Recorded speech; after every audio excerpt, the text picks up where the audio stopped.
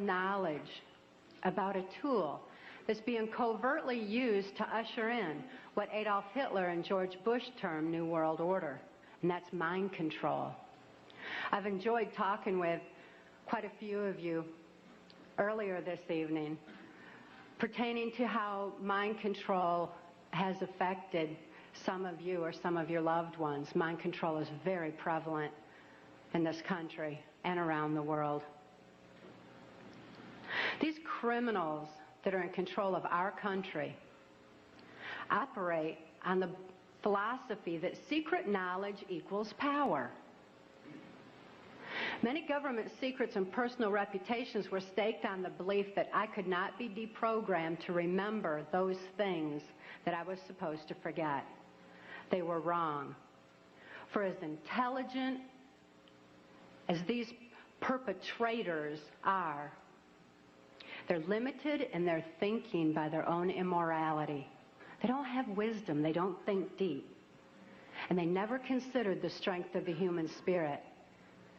They never considered what would happen when a good man like Mark Phillips gained knowledge of their secrets and used them to restore a mind rather than control one. I know that I'm extremely fortunate to have survived my CIA, MK Ultra, White House, Pentagon level, trauma base, mind control victimization.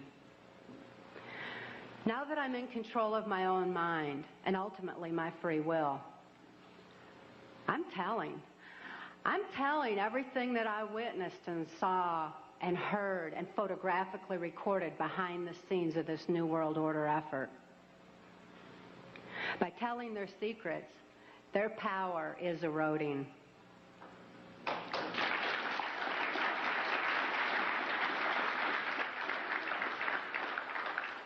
I also speak out to give voice to the many, many mind control victims and survivors out there who can't think to speak out and tell what they know and what they've endured. I speak out for the sake of my daughter, Kelly, who's now 16 years old and is a political prisoner in the custody of the state of Tennessee, where she's being denied any rehabilitation due to the political affluence of her abusers. She's counting on Mark and I to get this word out on her behalf. For Kelly's sake and for your sake, Mark and I have gone to great lengths to document the facts and the truths that are listed in our book, Transformation of America. Transformation of America is self-published, uncensored, so that you can have the facts that you have a right to know and a need to know. These truths have been covered up and kept from all of us for a long time under a blanket of so-called national security. This is the same blanket of national security that has prevented us from obtaining justice despite the extensive evidences and documentation we have. We have over 27,000 documents and evidences. Government insider testimony, medical records, more than enough evidence for any legal procedure in this country, including congressional. But this blanket of national security has stopped us from obtaining justice. It's time for truth to prevail. It's time that these truths were brought to light for the sake of humanity as we know it. I'd like to begin by defining mind control by my experience. I realized that my experience was extreme, that the extensive, total robotic, absolute mind control I endured is more limited than the kind of mind control that's proliferating in society. Mind control has kind of a sliding scale where you've got the total robotic mind control on one side, and you've got mind control that's proliferating, such as in occultism in this country, or Global Education 2000, where children are losing their freedom of thought and their ability to critically analyze. There's so many different aspects of society that are affected by mind control in varying degrees. It's imperative that this information get out. And as I explained, my victimization, it certainly can be applied to all different facets of mind control and mind manipulation. And as Mark and I have heard so many, many times from people who have read the book and heard us speak out, that this is a thread that's tying things together. All of a sudden, this whole new world order is making sense. The erosion of constitutional values, the erosion of morality in this country, all of a sudden, it begins to make sense when we learn about mind control. I was born in 1957 in Muskegon, Michigan, to a multi-generational incest-based family. This means my father was sexually abused as a child, my mother was sexually abused as a child, and they were sexually abusing me. My father sexually abused me as far back as I can remember, and I've often heard him state that he began substituting his penis for my mother's nipple while I was still an infant. I tell you this so that you can understand that my sexuality was confused in infancy. It was put into an area of my brain that's much like survival, like eating and drinking would be. I tell you these facts so that you can be better armed and understand what's happening in society. And name names. Mark and I name names in our book, Transformation of America, not so that I can say, well, I was in the White House with so-and-so. I mean, I missed the whole glamour part. But this is so you know who the problem is and where these problems lie. The sexual abuse that I was enduring was so horrific that I developed dissociative identity disorder. This used to be termed multiple personality disorder, and I'm so glad they've changed it to dissociative identity disorder because it really more aptly describes the compartmentalization that occurs when a person endures trauma that is literally too horrible to comprehend. Even though I couldn't understand that what my father was doing was morally wrong, the pain and the suffocation of his abuse was so extensive that I developed dissociative identity disorder. It certainly was incomprehensible. There was no place for it in my mind to deal with such horror. Therefore, I developed a compartment in my brain, a little area behind amnesic barriers that was actually the neuron pathway shutting down in my brain in order to compartmentalize the memory of the abuse so that the rest of my mind could function normally as though nothing had happened. So if I'd see my father at the dinner table, I didn't remember sexual abuse.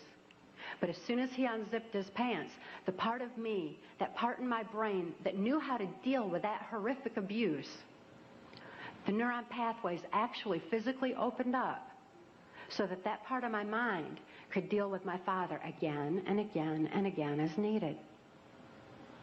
I certainly had a lot of experiences within that compartment that dealt with my father's abuse. But I didn't have a full range of perceptions. I had a very limited perception, a very limited view. Therefore, I'm so glad it's not termed personality anymore. I developed another compartment in my brain to deal with my mother's abuse. Her abuse was primarily psychological. She suffered from dissociative identity disorder herself, and I don't hold her accountable for her actions the way that I do my father, who is fully aware of what he was doing. My mother, in spite of her inability to control herself, destroyed any remnants of self-esteem that I might have developed. And her abuse was so horrific that I developed another compartment in my brain just to deal with my mother. I developed another compartment to deal with the child pornography that my father was subjecting me to. He was earning his living as a worm digger on a 6th grade education and supplemented the family income with child pornography that was being distributed through the local Michigan mafia pornography ring. At that time, there's a criminal faction of our government that was interested in targeting children such as myself for mind control, because this compartmentalization of memory was something that they deemed ideal for keeping government secrets.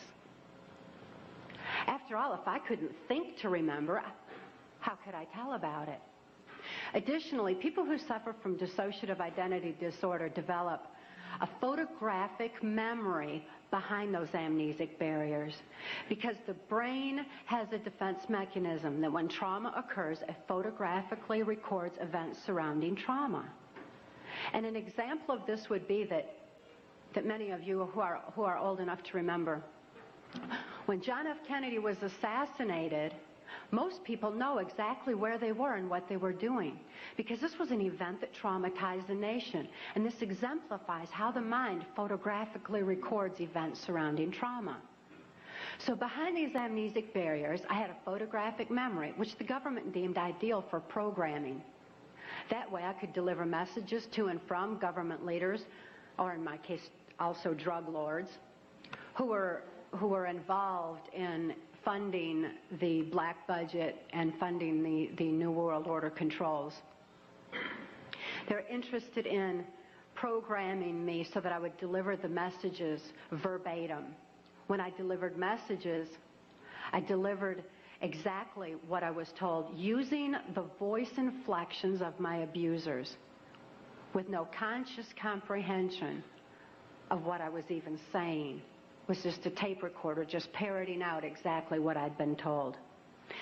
Another aspect that the government was interested in is that as a dissociative identity disordered person, I had no concept of time, because I was going from compartment to compartment of my brain with no memory of what had happened before. Therefore, I had no ability to even keep track of time, and a concept of it was just absolutely impossible. And it also makes for, if I didn't know what I was doing earlier, I wouldn't know to be tired while I was overdoing something else. Therefore, a person who suffered from dissociative identity disorder had extensive physical endurance, just superhuman strength and an ability to keep going and going and going and going. Dissociative identity disorder persons also develop 44 times visual acuity. Very often that's why you see them wide-eyed with the whites around their eyes, because they're actually taking in more of their surroundings than the average person. 44 times more detail than the average person sees. That certainly makes them perfect marksmen for mercenary operations or for intelligence in different areas that the government was interested in developing mind control. I was a chosen one, or a prime candidate, for mind control because of the sexual abuse that I had endured. My sexuality had been enhanced. Therefore, I was used as a sex slave and also delivered messages to and from these government leaders. At that time, because a government, this criminal faction of our government, was so interested in dissociative identity disordered persons, they knew that any child that was subjected to child pornography had to have endured trauma so horrible that they had to be suffering from that disorder. Therefore, this criminal faction of our government sanctioned this child pornography ring so that they could identify and target children such as myself for the project. At that time, the politician, local Michigan politician, mafia politician, the politician who was protecting this Michigan mafia pornography ring was a guy named Gerald Ford. This is the same Gerald Ford that went on to become the first unelected president of the United States. Gerald Ford, I never perceived his political affluence. I only perceived him as another abuser like my father, because Gerald Ford also sexually abused me as a child and sexually abused me right on through my mind control victimization until Mark rescued my daughter Kelly and I in 1988.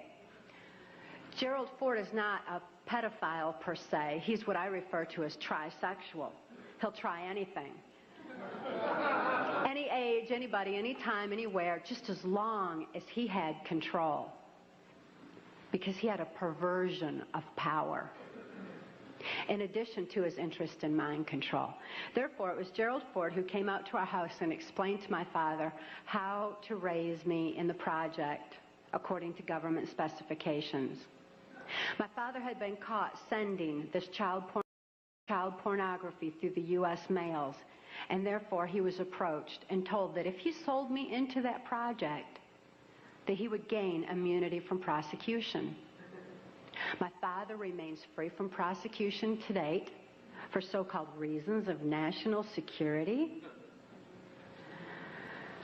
My father thought it was just absolutely wonderful and immediately sold me into the project. He felt like the government condoned child abuse. So did I. I certainly felt like the government did. And my father went on to have 5 more children to raise in the project, so there were 7 of us in all. The rest are still awaiting freedom. Once my father agreed to sell me into the project, I was taken routinely to Mackinac Island, Michigan, which is a political retreat where the Michigan governor's mansion is located. It was a bohemian grove of sorts where politicians met and discussed New World Order controls, where they discussed mind control of the masses, mind control in the school systems, how to use occultism as a trauma base. One of my sexual abusers at that time was the Prime Minister of Canada, Pierre Trudeau. Pierre Trudeau is a professed Jesuit. Now, the Jesuits are an intelligence arm of the Catholic Vatican. There's a criminal faction within these Jesuits. I'm certainly not saying all Catholics are bad, nor am I saying all CIA is bad or all politicians. There's good and bad in everything.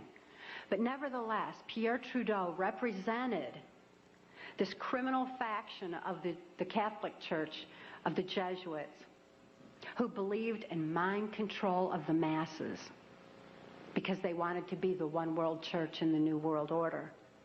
The money that was being brought in through the church was funding New World Order controls. And he firmly believed in mind control. Another sexual abuser of mine was then Michigan Senator and later U.S. Congressman Guy Vanderjagt.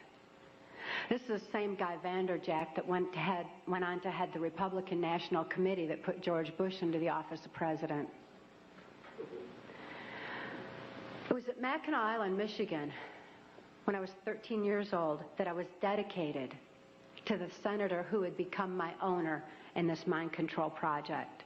That's U.S. Senator Robert C. Byrd. Senator Byrd is a Democrat from West Virginia. And again, as you'll notice as I reveal any names, that this doesn't have anything to do with party lines. Democrats and Republicans both are involved because it's not about party lines, it's about who's for the New World Order and who's not. Nevertheless, Senator Byrd had been in office as I've been alive. He's still in office today. He's been head of our Senate Appropriations Committee, which means he held the purse strings of our country. He decided where money would be spent. And I know from having witnessed and experienced and saw so much behind the scenes that Senator Byrd was appropriating money in directions that would allow for New World Order controls. Not only that, but my father, for having sold me into this project, was granted a lucrative military contract for making camshafts for military automobiles and all. My father became extremely wealthy on his 6th grade education. Senator Byrd, as my owner, would decide where I should go, when, what operations I would be forced to carry out during the Reagan-Bush administration, what places I should be taken specifically for mind control programming. Senator Byrd directed all of my activities. Also around that time, I'd made my first communion in Muskegon's St. Francis de Sales Church. Having made my first communion, I also endured an extra ritual after that was referred to as the right to remain silent. That's R-I-T-E, as in ritual. This involved Congressman Vanderjagt and the head of our church at that time, a Father Don. And they subjected me to an occult blood ritual. This was so horrific it was this reversal of the Catholic Mass. It confused my mind because when a person's operating on a subconscious level because they're so traumatized that consciously there's no place for what they're enduring, the subconscious mind has no ability to discern and to question and to reason the same way that the conscious mind does.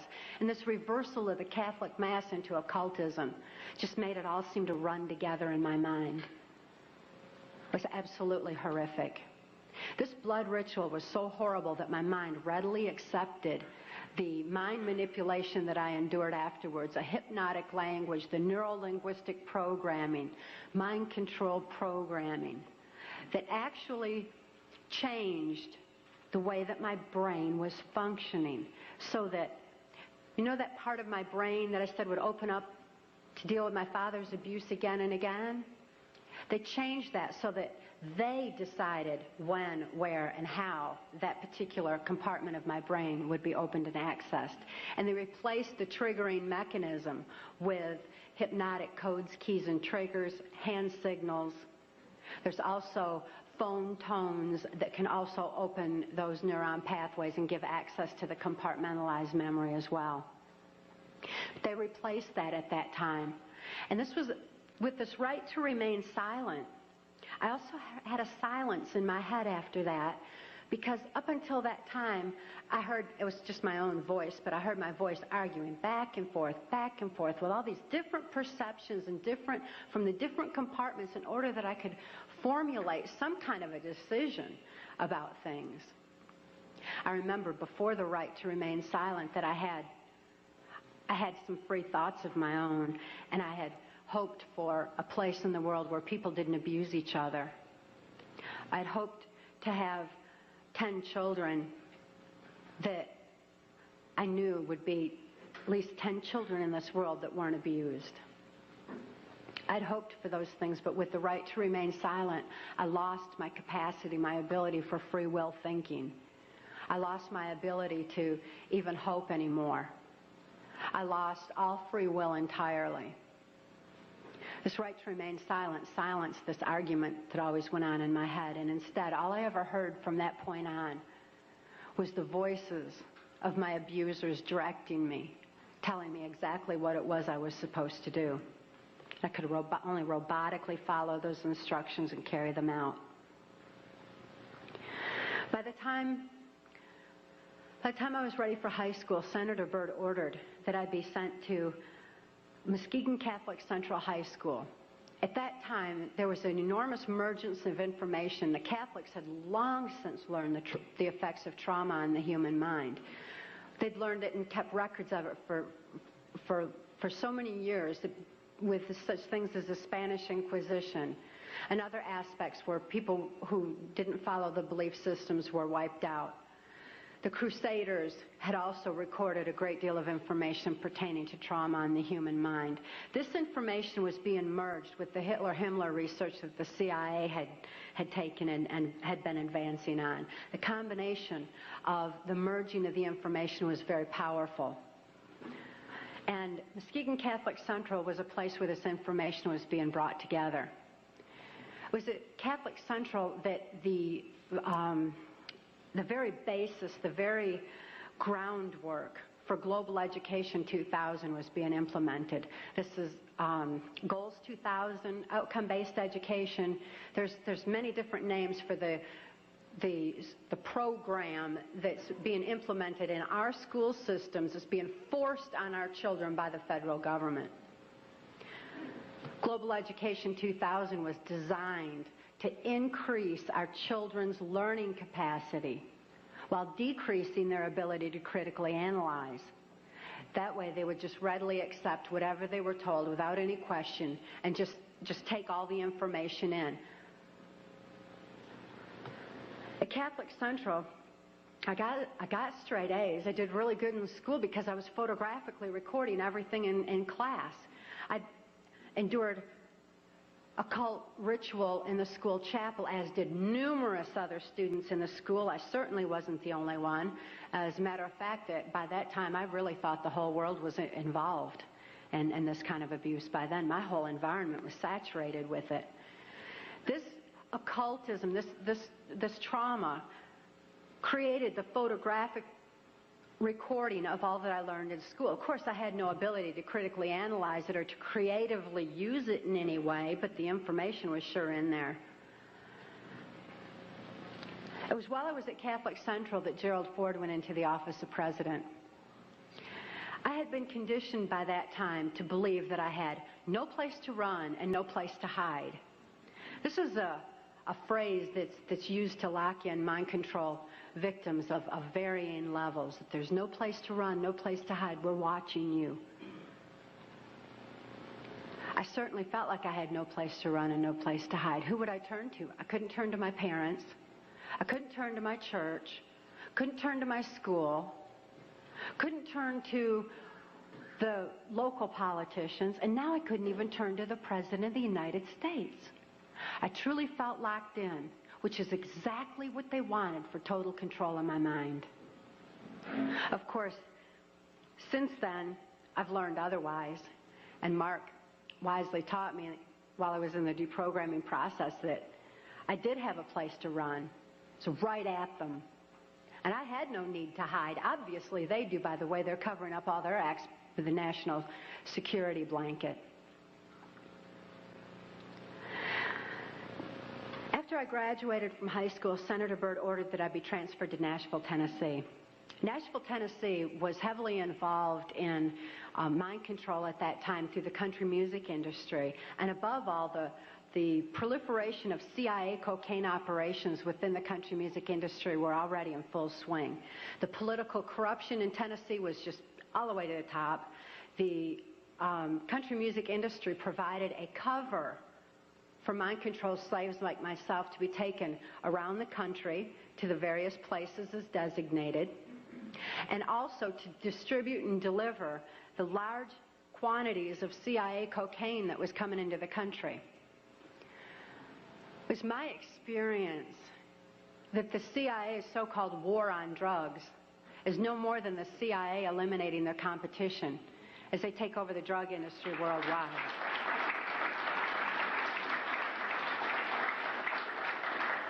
They took their war on drugs to our street corners and turned our streets into a bloodbath. The country music industry provided the cover for distributing the cocaine, so Senator Byrd wanted me to be within the country music industry. Besides that, he fancied himself an entertainer of sorts, and he fiddled on the Grand Ole Opry from time to time. When I was first sent to Nashville, he was playing on the Opry that night, and he had a musician behind him, a guy named Wayne Cox. Wayne Cox later told me that playing music behind Senator Byrd wasn't the only way that he backed him, but that he backed him politically as well. After the Opry that night, I endured an occult ritual again. Occultism is oftentimes used as a trauma base for mind control. Who can comprehend that kind of a trauma? Blood ritual is absolutely horrible, and it's a perfect trauma base for mind control, for the compartmentalization of memory. I witnessed Wayne Cox murder a railroad bum down at Nashville's Union Station. It was abandoned at that time, and there were bums around, and he shot him right between the eyes and cut off both of his hands, which was Cox's MO for murder. After this blood ritual, this horrible trauma, I was programmed that Wayne Cox would be my first handler in MK Ultra mind control. As my handler, Wayne Cox would follow Senator Byrd's directions and instructions, and above all, he would be subjecting me to more trauma sufficient to satisfy the numerous compartments Senator Byrd wanted developed in my brain for mind control programming so that I could carry out various operations during the Reagan-Bush administration. I endured numerous occult rituals after that. Wayne Cox at that time was working directly under the direction of Louisiana Senator J. Bennett Johnston, and he took me to his hometown in Chatham, Louisiana. J. Bennett Johnston at that time was heavily involved in mind control operations because he was running a band of mercenaries out of Louisiana. At that time, this band of mercenaries were going in and out of South America.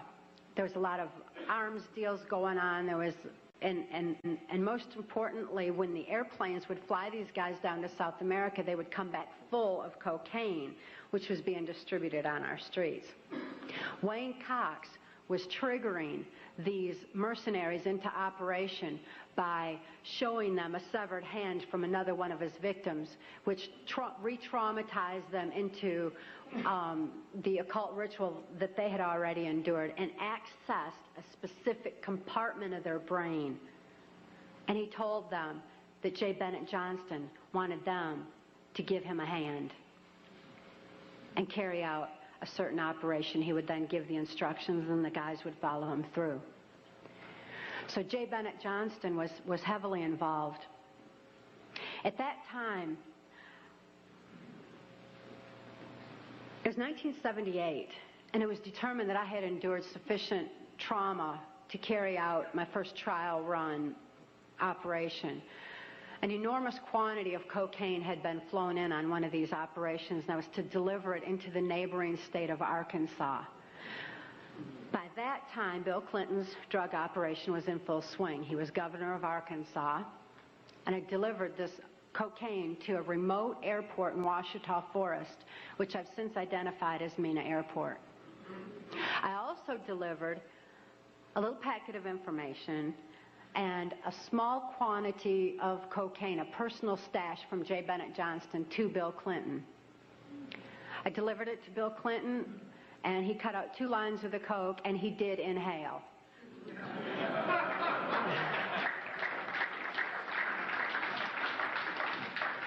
That certainly wasn't the only time I saw Bill Clinton using cocaine. My sexual experience with Bill Clinton was extremely limited, in spite of the fact that I was a sex slave. It was my experience that Bill Clinton is bisexual, leaning far more towards a homosexual end. All I've ever seen him involved in was a homosexual activity, with very limited experience with him myself. Whereas my experience was much more prevalent with Hillary Clinton, because Hillary is also bisexual, leaning more towards a homosexual end, and it was she who accessed my sex programming to fulfill her perversions. Around this same time, J. Bennett Johnston subjected me to some other mind manipulation that involved, instead of an occult theme, an alien theme. Now these guys who are manipulating my mind and programming me for mind control purposes claimed, and these criminals in control of our country as well, claimed to be gods, demons, and aliens, in order that I feel totally helpless, in order that I felt like they were beyond my realm to affect. And it certainly worked at that time. J. Bennett Johnston told me that he was an alien. He told me that he had been part of the Philadelphia experiment, and when the ship disappeared, it came back a spaceship. This is in keeping with kind of an air-water mirror theme that NASA uses quite frequently, a reversal, because this, again, the subconscious mind doesn't have any reasoning capacity. J. Bennett Johnston then showed me, through his office at General Dynamics, a then top secret stealth. Here was this triangular stealth that wasn't in any of the school books, wasn't being talked about anywhere, wasn't out in the newspapers or anything else. It was being withheld. It was still a top secret weapon system. But I saw this triangular stealth. It looked like a spaceship to me. I'd never seen anything like that. And everything that J. Bennett Johnston was doing and he was involved in certainly was alien to me. So it was easy for me to accept the idea that what was happening was in fact being perpetrated by aliens. I'm not saying that there's no such thing as aliens. That would be foolish for me to even say anything like that at all. But what I am saying is that it was my experience that these were people claiming to be aliens. If there's a reality out there pertaining to any alien influence, we need to sort out the government misinformation and disinformation and mind manipulation techniques that they're using. I know for a fact that the plan is to make all of us feel totally helpless, that what's happening is beyond our realm to affect because we've been taken over by aliens, that our Independence Day is dawning. So beware of that. Understand that those criminals have been keeping information and technology from us under their blanket of national security. They are 25 years ahead of us at least, technologically. Can you imagine what they've got now? 25 years ahead? What's happened that you're aware of in the last 25 years? Microwave ovens, we've got computerization, and they've had access to all of that to continue their own advancements. They're way ahead. So when they say, it's aliens, and they show us some incredible technology, don't fall into the trap of feeling totally helpless, that this is beyond our realm to affect. Superstition begins where knowledge leaves off. And they have been keeping knowledge from us for a long time.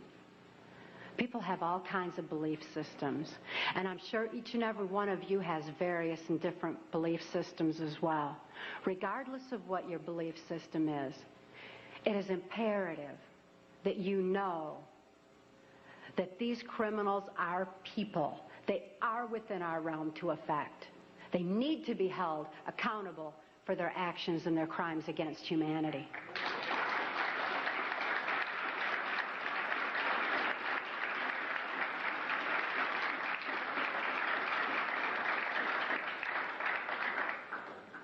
It was 1980 and my daughter Kelly was born.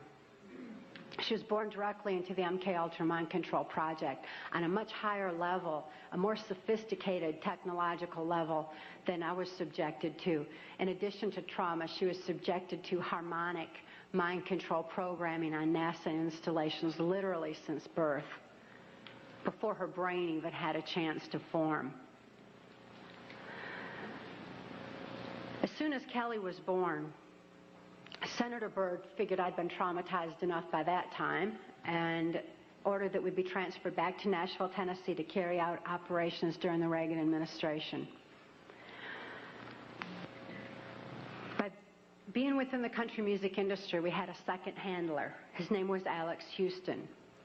Alex Houston is a ventriloquist, stage hypnotist, in the country music industry. Above all, he carries out criminal covert CIA operations that fund the black budget. And this certainly included bringing in large quantities of cocaine and distributing them through the United States, Canada. He was working at that time and provided a cover for me to be taken throughout the United States, Canada, Mexico, and the Caribbean for these criminal covert operations. As my handler, he took me to various military and NASA installations for mind control programming for specific operations that I was forced to participate in. These operations that I won't have time to get into tonight are detailed in our book, Transformation of America. And they involve such leaders as the President of Mexico at that time, de la Madrid, and Vice President Salinas. It was my experience that in 1984, there's a CIA trauma base, near-death trauma center that's located in Lampe, Missouri. It's called the Swiss Villa Amphitheater. And they bring certain involved country music acts in to bring large quantities of cocaine or bring the cocaine out for distribution, because Lampe, Missouri is just across the Arkansas line and is very much a part of Bill Clinton's cocaine operation. and it was in full swing at that time. It's also interesting to note that this Lampe, Missouri operation is where the country music industry was more conveniently relocated, you know, right there in Branson, so that it would be closer to Clinton's cocaine operations. Lampe, Missouri was a place where I heard George Bush and Bill Clinton talking, where from the point of view I had, they certainly were friends, and they didn't recognize any party lines between them. That's something for the, you know, a smoke and mirrors illusion for the public. It's not something they adhere to because they had exactly the same agenda, and that was for bringing in this New World Order. I heard George Bush talking at that time. He was talking to Bill Clinton, and I've since photographically recorded it and wrote it verbatim in our book, that when the American people became disillusioned with Republicans leading them into the New World Order, that Bill Clinton, as a Democrat, was going to be put into the office of president. This was decided in 1984. Actually, I'd heard about it even prior to that. But that, as of 1984, they were already discussing it as an absolute fact. It was also discussed in the groundwork for NAFTA that by the time George Bush went into the office of president, that Salinas was going to become president of Mexico, and they together would be bringing in the NAFTA, which was the beginning of New World Order controls. I was forced to participate in the criminal groundwork for NAFTA, the opening of the Juarez-Mexican border to the free trade of drugs, free trade of our nation's children. It's absolutely appalling, the criminal roots of NAFTA. Again, this is detailed in the book. But it's interesting to note that these political moves had already been decided way back when. And as I deprogrammed, and as I was, it was really something to me to find out people didn't know about this stuff. I mean, it was so obvious to me. I didn't realize that people were unaware and had bought into some kind of smoke and mirrors illusions of what was going on and never thought to look behind the scenes to what was really going on. But I understand good people don't think that way. They don't have criminal minds. They don't think to look for that kind of criminal activity. Just like these guys are limited in their thinking by immorality, good people are kind of blinded from that kind of criminal activity until their eyes are open to truth. But this criminal activity that was going on at that time, the people that were involved were following directions from George Bush. I don't purport to know it all. I don't purport to know that George Bush is at the very top of all this, but he is as high up as I knew. It was my experience that Ronald Reagan answered to George Bush, not robotically, not under mind control, but willingly, because George Bush was respected for what he knew about bringing in the New World Order. Consider his past. George Bush first began with the United Nations. Then he went on to head our CIA.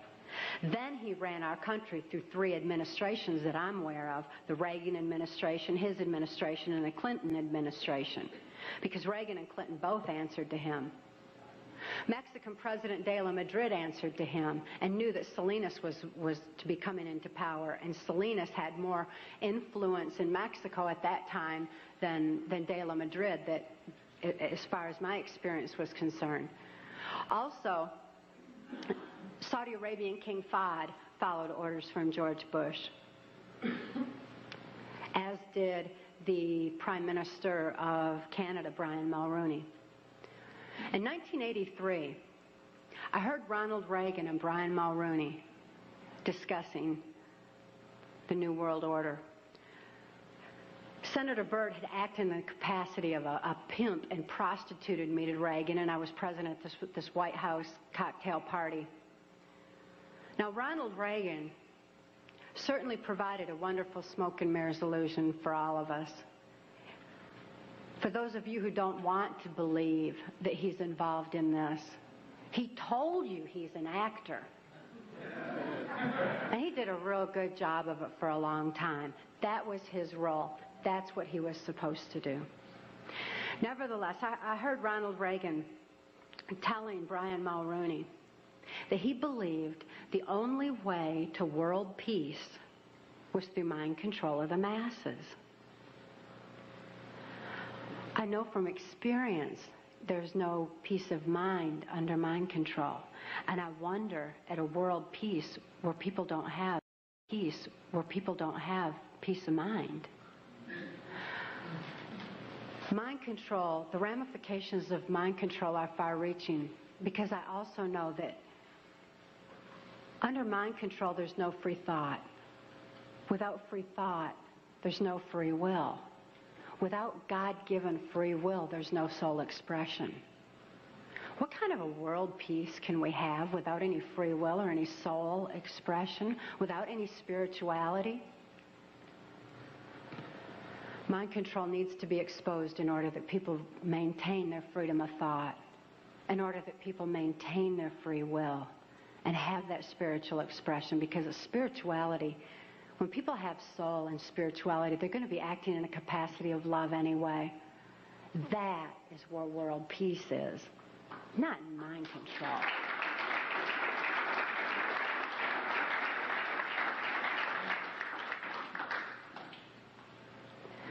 By 1988, I'd been forced to participate in numerous operations against my will, all of which I certainly would never have done. I guess if I had had any part of me that was willing to do anything like that, mind control would not have been necessary. I'm appalled at what I was forced to participate in, but I am relieved that this information's getting out, that people are passing the book Transformation of America hand in hand, hand to hand, so that hand in hand we can take back our country. This information is information that you have a right to know and a need to know, and their controlled medias are not going to suppress truth. Truth prevails.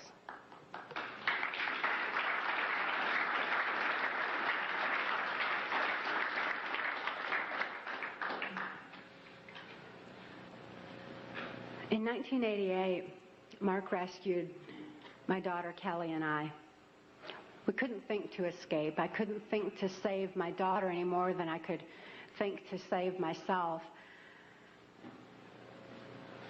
And all those childhood hopes and dreams were certainly hadn't come to fruition. When Mark rescued Kelly and I, we didn't have any ability to even hope for good people. We didn't know they even existed. We didn't have a capacity to trust anyone. It wasn't within our realm of experience. I couldn't think to reason that Mark was a good guy. But I'd seen him with his animals. And even though I didn't have any ability to consciously reason, and Kelly didn't have any ability to consciously reason things out or to think things out, we had this extra sense developed. We sensed things very strongly. After all, when you consider that we use, 10% of our brain, we'd been like blasted into other parts of our brain, and these parts of our brain were real perceptive on what's considered, I suppose, psychic levels by some definition. When we had a sense for things, kind of like the animals did. And we noticed that the animals loved Mark. He had these raccoons that he'd rescued. He had 3 raccoons, and they all loved him, and they hugged him, and they wrapped their arms around his neck, and they patted on his face and kissed him. And, that was really a neat thing for us to see, because we had only seen our animals abused. We lived on a farm. We had lived on a farm, and we had dogs and cats and horses and cows and guineas and chickens and all kinds of animals, all of which Alex Houston tortured or killed to keep us in line to, if we didn't do this, this would happen to our pet. And we loved our animals. Please bear this in mind, that people who abuse children oftentimes abuse animals. If you see someone abusing an animal, keep your eyes open, look further, make sure those kids are safe. I've never seen an exception to this rule. Not that there's not one out there somewhere, but I've never seen an exception to it. So it was very telling to us that these animals loved Mark. Additionally, when he came in and rescued us, I mean, here we were under the gun of the CIA. Everything was very precarious, to say the least. I was 30 years old. I was supposed to be killed, as most mind-controlled slaves are at the age of 30. Besides, I was considered too old for sex by that time, so I was supposed to be wiped out. But Mark came in and rescued me from certain death and rescued my daughter from a fate much worse than death, and took the time to rescue our animals. He packed up all those cows and horses and guineas and chickens and loaded them up on these different trailers and everything and brought them to safety as well. This had a profound impact on Kelly and I. We certainly developed an ability to trust right there and then. Mark took us to the safety and serenity of Alaska. Since we were safe for the first time in our lives, experiencing love for the first time in our lives, memories of our past began flashing on our mind's screen. As these memories flashed, and I started to remember what had happened to me and to my daughter, particularly during the Reagan-Bush administration, I became enraged. I was enraged at what my daughter had been through, the tortures I'd endured, and what the plan was for humanity as a whole. I'd have been blinded by that rage, immobilized by that rage, if it weren't for Mark's wisdom in telling me that the best revenge is total recovery. Because through total recovery, by photographically recording all those events, I could expose these people for exactly what they are, for what their plans are, for what I witnessed behind the New World Order. Be able to get help for my daughter, who was in desperate need of help at that particular time.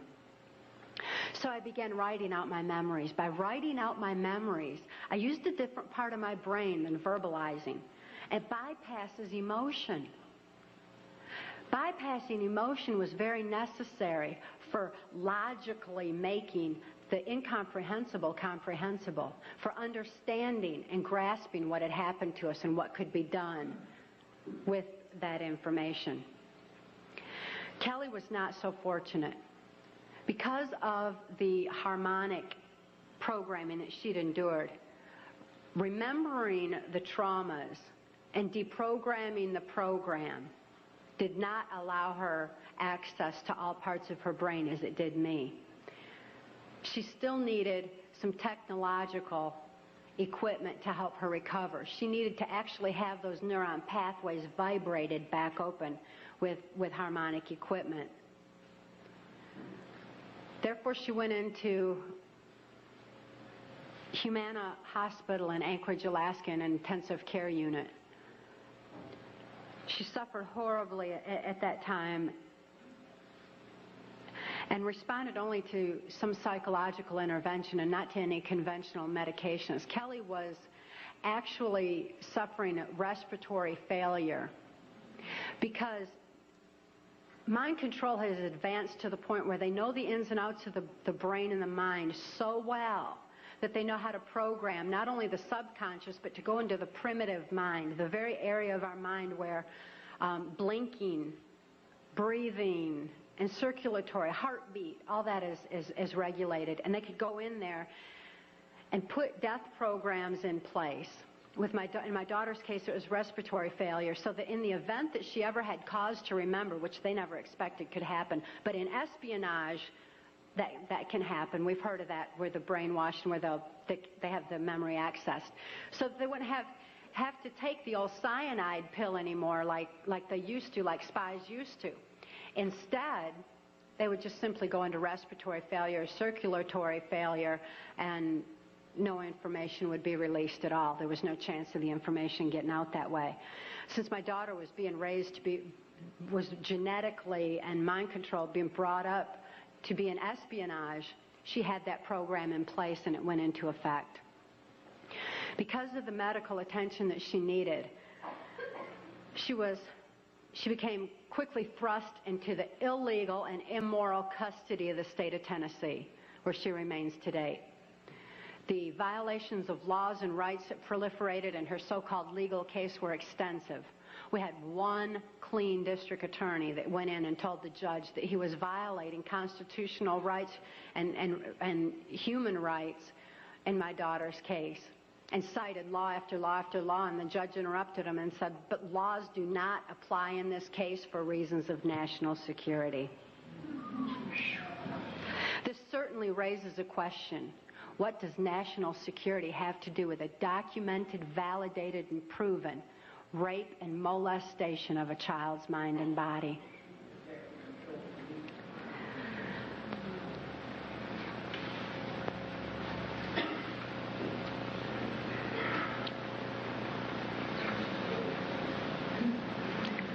For Kelly's sake, and the sake of so many other mind control survivors out there, we need to lift this veil of national security. We need to repeal the 1947 National Security Act.